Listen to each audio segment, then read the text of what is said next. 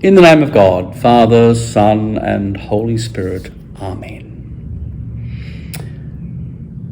The great work now, as we move into a new millennium, is to carry out the transition from a period of human devastation of the earth to a period when humans would be present to the planet in a mutually beneficial manner. So wrote theologian and ecologist Thomas Berry in his book, The Great Work. During the first 2 weeks of the season of creation, we have looked ever so briefly at the theological and the spiritual aspects of this subject. But it has to be noted that for any of those thoughts to have any kind of practical application, we must engage in the political realm, remembering that politics is simply the way in which we humans organise ourselves. To illustrate some of the dynamic in this area, we can revisit a speech made by a renowned tree-hugging leftist greenie. When I spoke to the Royal Society about the environment over a year ago, I spoke about the global threat of climate change. I set out the magnitude of the challenge we face. Until recently, we've always thought that whatever progress humanity makes, our planet would stay much the same. That may no longer be true. The way we generate energy, the way we use land, the way industry uses natural resources and disposes of waste, the way our populations multiply, those things taken together are new in the experience of the earth. They threaten to change the atmosphere above us and the sea around us. That is the scale of the global challenge. We have to work to solve these problems on a sound scientific basis so that our remedies will be effective. It's no good proposing that we go back to some simple village life and halve our population by some means which have not yet been revealed.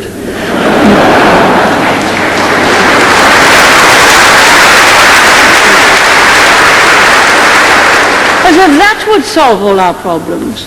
Indeed, some of the Third World's primitive farming methods created the deserts and denuded the forests.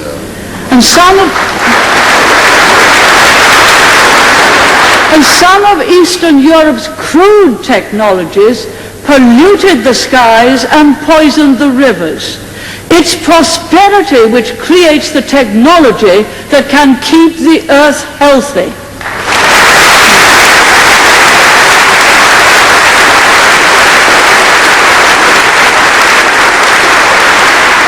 We're called conservatives with good reason. We believe in conserving what is best, the values of our way of life, the beauties of our country.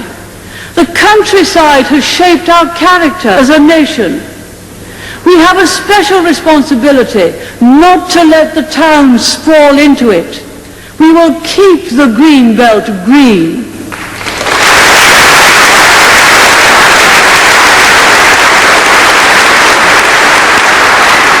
To make Britain cleaner, we shall bring in a new environment bill to give us much tougher controls on pollution, litter and waste.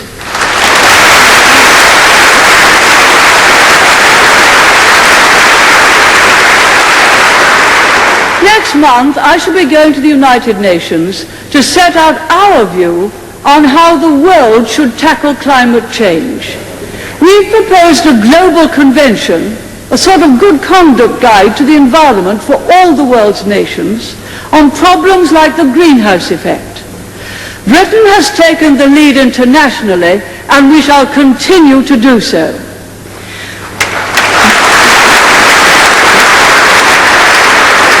This is not only a question of acting responsibly, though we do. There's something deeper in us, an innate sense of belonging, of sharing life in a world that we have not fully understood. As Voyager 2 on its remarkable 12-year flight raced through the solar system to Neptune and beyond, we were awestruck by the pictures it sent back of arid, lifeless planets and moons. They were a solemn reminder that our planet has the unique privilege of life. How much more that makes us aware of our duty to safeguard our world. The more we master our environment, the more we must learn to serve it. That is the conservative approach.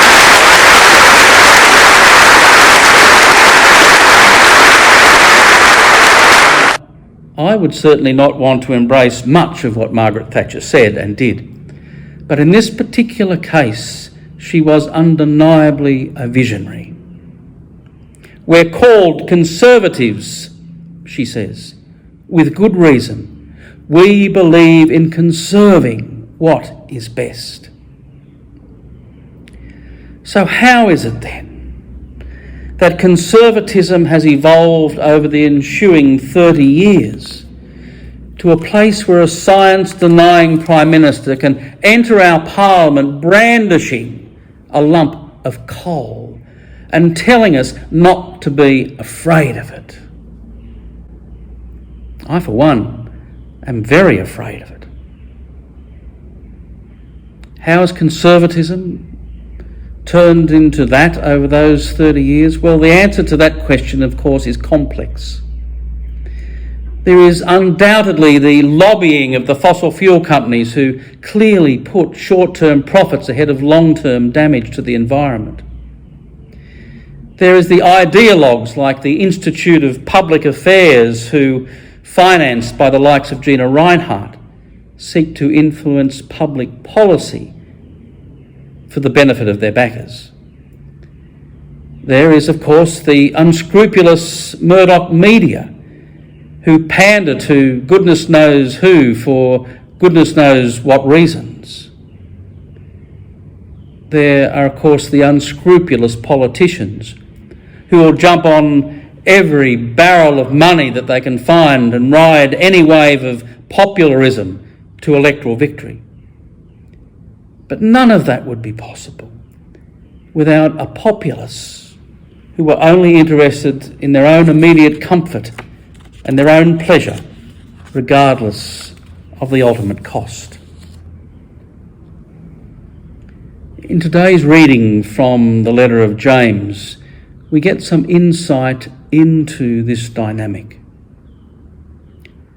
For where there is envy and selfish ambition, there will also be disorder and wickedness of every kind. But the wisdom from above is first pure, then peaceable, gentle, willing to yield, full of mercy and good fruits, without a trace of partiality or hypocrisy.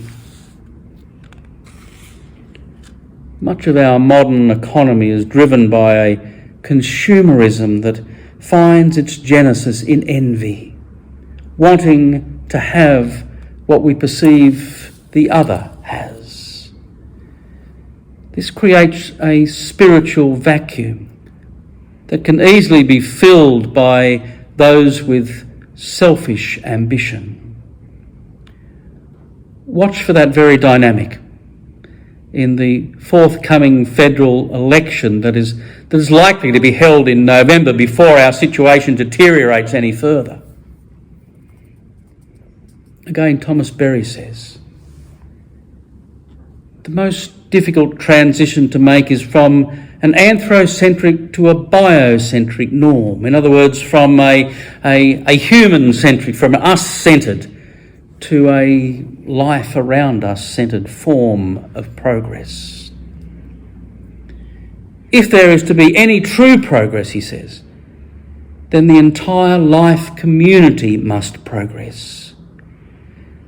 Any progress of the human at the expense of the larger life community must ultimately lead to a diminishment of human life itself.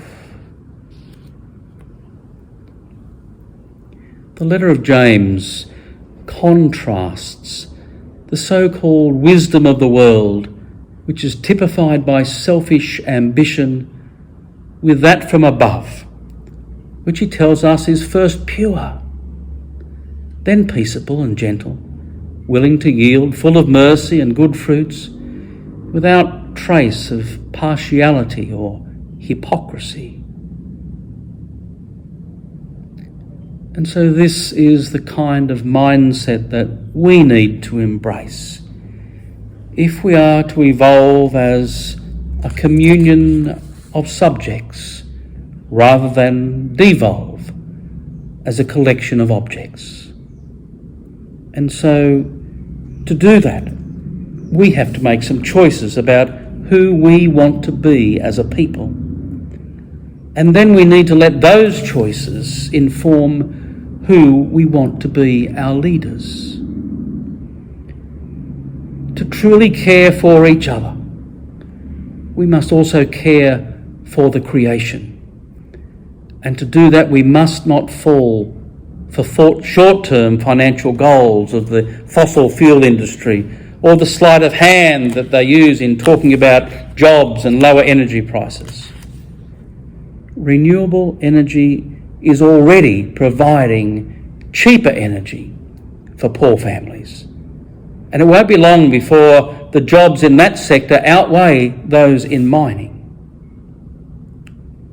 Don't fall for the lies. Our future, if we have one, is clear. But we'll have to get our theology, our spirituality, and then our politics right. And at the moment, we are a long way from doing that with the latter. As I said at the beginning, for what we know to be theologically and spiritually true to have any practical application, we must also engage in the political realm. Our future is up to us. The Lord be with you.